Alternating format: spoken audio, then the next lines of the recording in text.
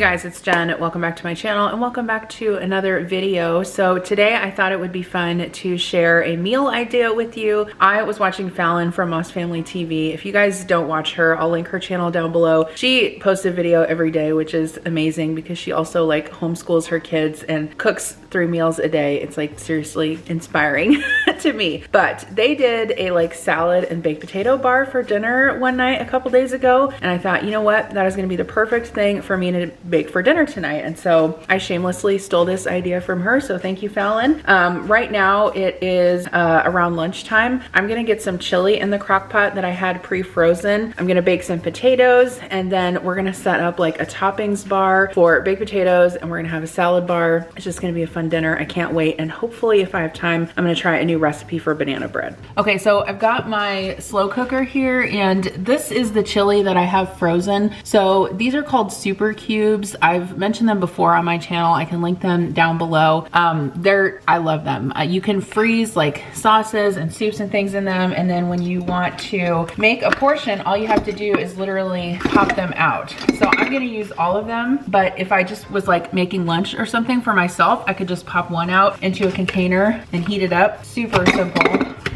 And they don't stain either. I wash them in the dishwasher and they work out just fine. So I'm gonna go ahead and try to arrange these down in the bottom here. And then I'm gonna start this on high. And then once it kind of heats up and starts melting, I'll turn it down to low and then it'll be warm by dinner time. All right, so it's a little while later and my chili is obviously heated up now. I did turn it down to keep warm, so that is done. And then I've got some potatoes in the oven. So I just rubbed these with olive oil, seasoned them with salt, poked some holes in them, and baked them for an hour at 400. So I'm gonna make some homemade ranch to go with our salads. I have some fresh herbs in my freezer, so I'm gonna try a different recipe than I normally use for dried herbs. I'll link this down below. I got it on the Food Network's website. I've got some dill, some chives, a clove of garlic, some paprika, some cayenne, salt and pepper. I've got some fresh parsley, 1 cup of mayo, some Worcestershire, some white vinegar, and some hot sauce. I'm gonna use my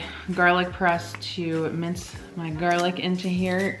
I know I say this all the time, but it's just so much easier than trying to mince it with a knife.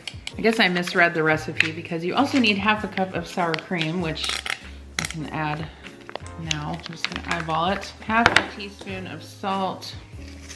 Okay, we're gonna do 1/4 cup of flat leaf parsley, and I'm just gonna use the leaves if I can. All right, so that's gonna go into the bowl. 2 tablespoons of dill. I can't even remember what I bought this for now. I don't know, but it's gonna be delicious in this ranch.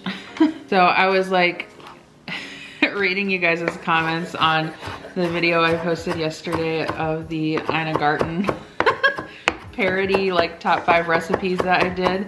And oh my gosh, you guys left me the most hilarious comments. So I was, someone said, I forget who it was now, you should do one of Sandra Lee, you know, cause she's always like pouring vodka and everything and just like opening up cans and dumping them into a pot and like, God bless her. But I used to watch that show. Like, I don't know if I ever cooked anything from it, but I did watch it. The thing is like, she used a lot of stuff that when I was watching that show was not accessible to me, like ingredient wise and cost wise, because she would use like pre-chopped, pre-cut stuff. And like, I was in college, like / newly married when that show was on, and like I couldn't afford that kind of stuff. And then I saw her, there was like a episode from 2006.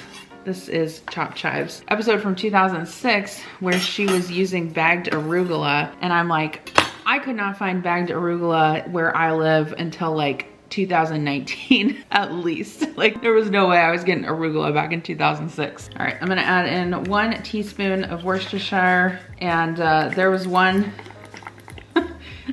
video I was watching last night where she made poached salmon and she basically dumped a bottle of champagne into a saucepan and boiled salmon in it. It was like the weirdest thing I've ever seen. I'm like, I kind of want to try it. I mean, I'd try anything at least once. 1/2 teaspoon white vinegar, 1/4 teaspoon of paprika, 1/8 teaspoon of cayenne, 1/2 teaspoon of black pepper, 1 dash of hot sauce. And then it says buttermilk as needed, 1/4 to 1/2 cup, depending on what consistency you like it. Have you guys watched that guy on YouTube? I think he's from the Midwest. I don't know where he's from. He might be from Minnesota. He's like, it's like you betcha, that the end of his videos say like, oh, you betcha. And he's always talking about ranch and like how he likes runny ranch. And then he like goes to different places and like rates the ranch. You guys probably have no idea what I'm talking about, but if you do, then it's funny. Put in a little bit more. I don't like mine to be super thick.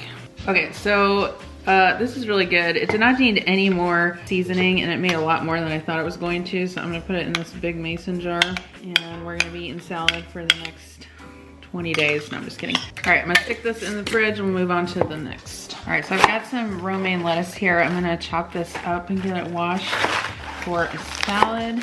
Okay, and then whenever I wash my own greens, I always squeeze some fresh lemon juice in there, and this will help it from browning in the fridge. Now I'm just gonna soak this in some cold water and give it a spin dry. Okay, and next I've got some cheddar cheese I'm just gonna grate here. This will be for the baked potatoes and the salad. Okay, so I got this adorable tray on Amazon that has all of these compartments that you can like prep food and put toppings in. So that's what I'm gonna put like the potato and the salad toppings in. Now I grated way too much cheese, but I'll just go ahead and fill up one of these and then I'll put the rest in a baggie. Okay, so I'm gonna put some carrots in this little compartment for the salad. And then I've got some tomato I'm gonna chop up for this one.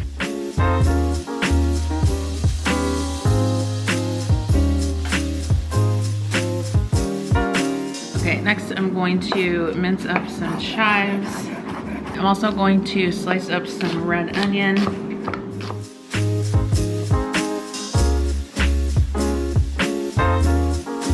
All right, so the potatoes are done. I'm just letting those cool a little bit there. And then I've got my awesome rainbow toppings here. So I've got some carrots and some tomatoes for the salad, some cheese, red onion, cucumber, some chives, bacon bits, some broccoli, and some sour cream. In the back here, I've got some butter and the ranch dressing I made, some croutons, and I washed up my lettuce. And then I've got my chili over here. Connor wanted his in a bowl, so he's having it in a bowl, and then he's having a baked potato on the side. But I'm gonna go ahead and fix my plate right now.